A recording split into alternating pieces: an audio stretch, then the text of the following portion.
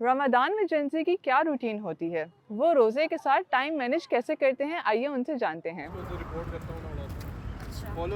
मेरी sleeping schedule बहुत disturb होता है क्योंकि मैं रात को अब हमें जागने की जैसे बहुत आदत है बिकॉज़ हमारी जनरेशन में this is very common after corona वाला टाइम। बट अब जो टाइमिंग है उसमें ये होगा कि मुझे उस टाइम पे नहीं सोना, मुझे इफ्तारी करके उसके बाद ही सोना है क्योंकि इफ्तारी के बाद तरावी का टाइम हो जाता है और आई एम वेरी पंक्चुअल इन तरावी। मैं अपने घर वालों के साथ जाती हूँ तो इस वजह से उसके बाद थोड़ा बहुत टाइम बचता है एंड देन जो सुबह मॉर्निंग वाला शेड्यूल है हमारा, क्लासेस अब हमारी मॉर्निंग में हो गई हैं रमज़ान में। तो वो चीज़ मुझे बहुत मुश्किल लगती है क्योंकि मेरे लिए सुबह उठना इज़ वेरी टफ़ और बिल्कुल सहरी के बाद फ़ौरन तैयार होके यूनिवर्सिटी आना और फिर गर्मी वो सब, तो ये चीज़ें तो मुझे बहुत अफ़ेक्ट करती हैं और ऑब्वियसली इस वजह से मेरी पढ़ाई भी अफ़ेक्ट होती है क्योंकि मुझे वैसा टाइम नहीं मिल वो अटेंशन मैं नहीं दे पाती अपनी पढ़ाई को जो मैं नॉर्मल डेज़ में दे सकती हूँ क्योंकि मेरे में वो एनर्जी नहीं होती, मेरा एनर्जी लेवल बहुत लो होता है रमज़ान में। और इस वजह से जो है वो पढ़ाई तो ऑब्वियसली डिस्टर्ब होगी क्योंकि फिर उस तरीके से अटेंशन भी नहीं दे पाते और टाइम भी नहीं मिलता। मैं सेकंड सेमेस्टर तो मेरा फर्स्ट ईयर है यूनिवर्सिटी में और रमज़ान के साथ तो पहला वाला ईयर है। तो अभी सुबह में यूनिवर्सिटी होगा, उसके बाद 2 बजे फ्री होने के बाद घर आएँगे, घर आकर थोड़ा टाइम फैमिली के साथ स्पेंड करने बिकॉज़ मैं हर चीज़ अगर घर में आके नहीं ऐलान करती जो मेरे साथ होता है वो मुझे उसके आराम नहीं आता, तो I have to tell everything to my मम्मा।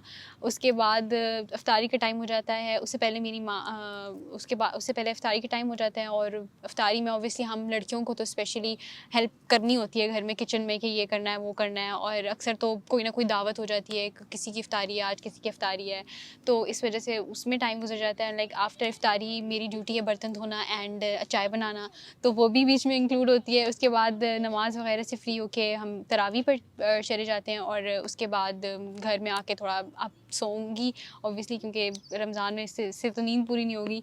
सोने के बाद फिर उसके बाद उठ के सहरी के बाद डायरेक्ट यूनिवर्सिटी वाला टाइम हो जाता है, तो उसमें बस जाके ये रूटीन है और अगर बीच में कहीं पढ़ाई करने का मेरा दिल करे तो वो भी मैं कर लूँगी ज़रूर। It's very hard to manage अपनी यूनिवर्सिटी एंड जिम एंड बाकी एक्टिविटीज़ विद रोज़ा। और आजकल इस तरह रूटीन होती है कि सुबह शहरी के लिए जब उठते हैं उसके बाद फिर वापस, क्योंकि यूनिवर्सिटी 8-9 बजे तक होती है, तो वापस सोना पड़ता है, फिर वापस उठना पड़ता है। तो इस वजह से रूटीन में काफ़ी डिस्टर्बेंस आती है। विद टाइम जब आप रमज़ान आ गया, दूसरा अशरा आएगा, तो आपकी बॉडी भी यूज़ टू हो जाती है इस रूटीन के। और पढ़ाई भी विद टाइम, जब हम यूनिवर्सिटी से, क्योंकि जल्दी छुट्टी हो जाती है रमज़ान में 2 o'clock के आसपास, तो we can study before the इफ्तार। और मैं पर्सनली जो मैनेज करता हूँ अपना जिम का टाइम मैनेज करता हूँ बिफोर द इफ्तारी, क्योंकि बाद में ना टाइम होता है, उस तरह टाइम भी नहीं निकलता, बाकी एक्टिविटीज़ भी होती हैं। तो जस्ट बिफोर इफ्तार I manage my gym, and gym से आके इफ्तार किया, इफ्तार के बाद तरावी पढ़ी, उसके बाद थोड़ा बहुत पढ़ा और अपना जो मी टाइम होता है वो किया, और उसके बाद सो गया, एंड देन अगेन इन सहरी इसी तरह उठ गया। So same routines for 30 days. जब रमज़ान में एग्ज़ाम्स वगैरह आते हैं और फॉर एग्ज़ाम्पल क्विज़ भी आ गए कोई, तो उसके लिए, क्योंकि एक आप 11 महीने कोई और रूटीन में जा रहे हैं और 1 महीना आपकी पूरी डिफरेंट रूटीन है, तो इस वजह से ना पढ़ाई पे इम्पैक्ट ज़रूर आता है, लेकिन आपको थोड़ा पुश हार्ड करना पड़ता है स्टडीज़ में। और लेकिन इट्स ईज़िली मैनेजेबल, हो जाता है आराम से, थोड़ा सा ज़्यादा पुश कर लें तो।